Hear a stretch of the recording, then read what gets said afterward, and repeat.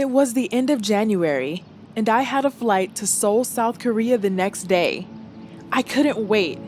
It was something I dreamed of doing for a while. I was going to take 4 months to learn and practice Korean since I had been interested in the culture for a few years now. I've taken Korean language classes here in DC, but it was difficult to make progress since I had no one to practice with consistently. Soon, Korea itself would be my crash course into fluency through immersion. I thought it would be the perfect environment to challenge myself.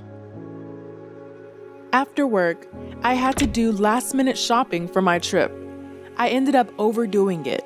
The bags were so heavy. It also happened to be my birthday, which my family didn't let me forget. Happy birthday! As everyone enjoyed eating and talking together, I began to wonder if it was a good idea to suddenly leave and study in Korea. It would be my first time being away from my family for a few months. I was a little intimidated by the thought, but at the same time, it was also exciting to be able to travel on my own and study in another country. I thought I might gain more independence and learn a little bit more about myself.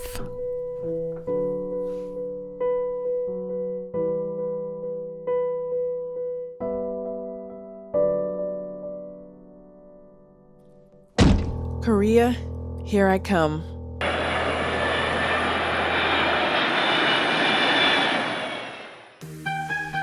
In Korea, I'm Gyuho. To everyone else, I go by Alex.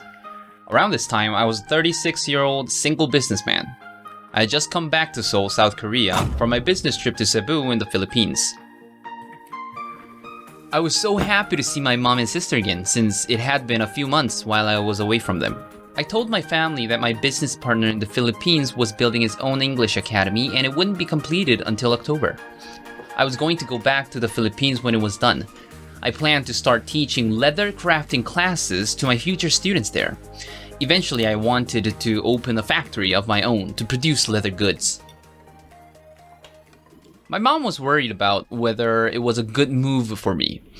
I already had a successful business in Korea teaching leather crafting to many students, but I closed it down to pursue my business ventures in the Philippines.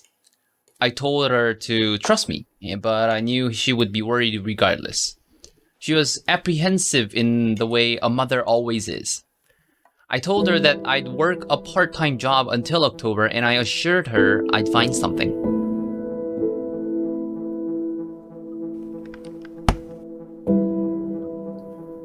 After a while, job opportunities didn't look as abundant as I thought.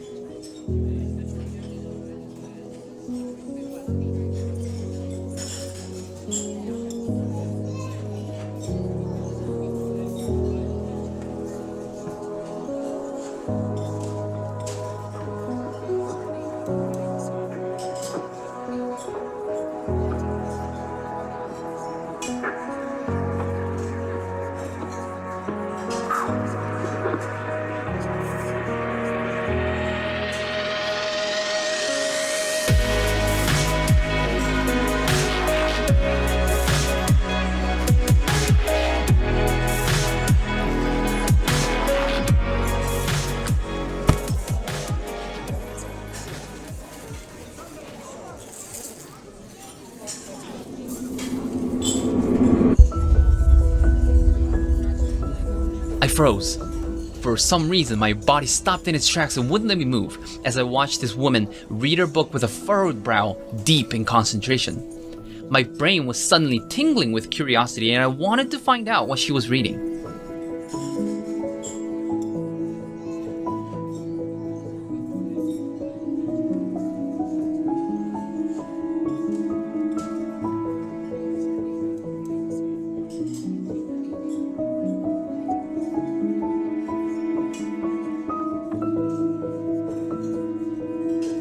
I thought, who was this man? And why was he all up in my business? I felt a bit awkward, but didn't know what else to do but smile. Oh, I was so embarrassed. Why did I do that? I thought she was going to think I was weird and nosy, so I had to save face and try to start small talk with her. He asked me what I was reading and pointed to my Korean language book. I told him that I was studying Korean. Wow, she can speak Korean. That piqued my interest, and I felt compelled to ask her in Korean, 한국어 할 줄 아세요?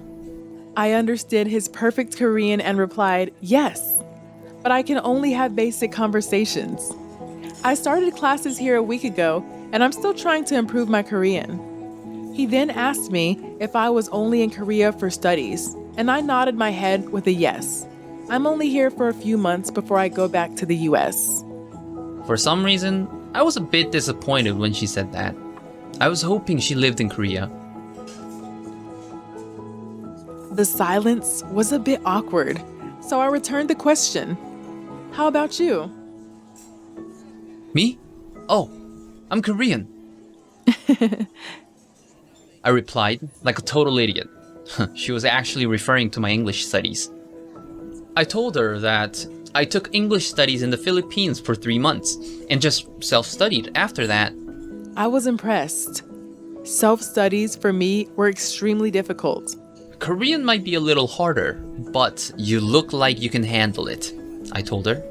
Haha, thanks, I replied back.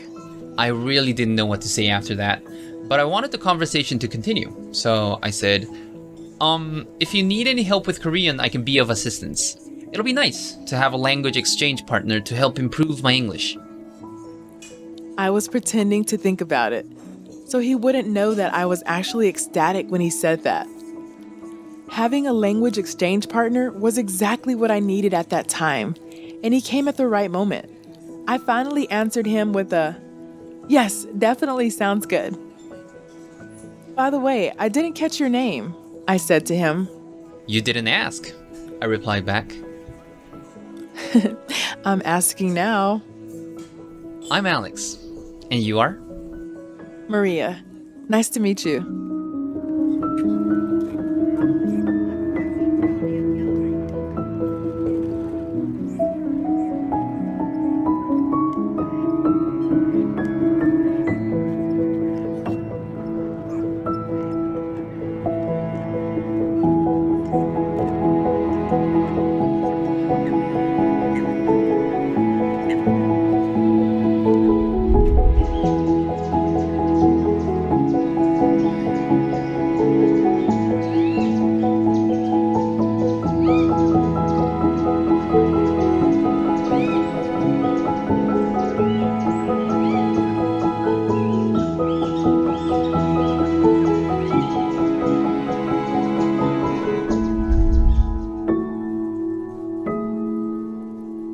It was a Saturday night, and we decided to hang out at Hongdae Playground, a spot famous for young Korean people and foreigners to hang out. I asked Alex about his new part-time job as a manager at the Pilates place.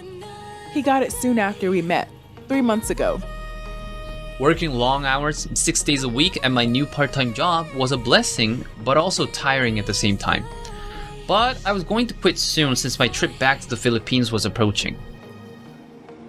I was sad, knowing my time here was ending soon, and also knowing that Alex will leave for the Philippines and start his new life there. I wouldn't be able to see him anymore. I knew Maria was going back to the US the following month to focus on her family's home healthcare business. She said she wasn't sure if she could come back to Korea anytime soon. We just sat there in total silence after that. It was hard to say goodbye to someone I thought of as my soulmate. A thought that made me smile was about to make me cry.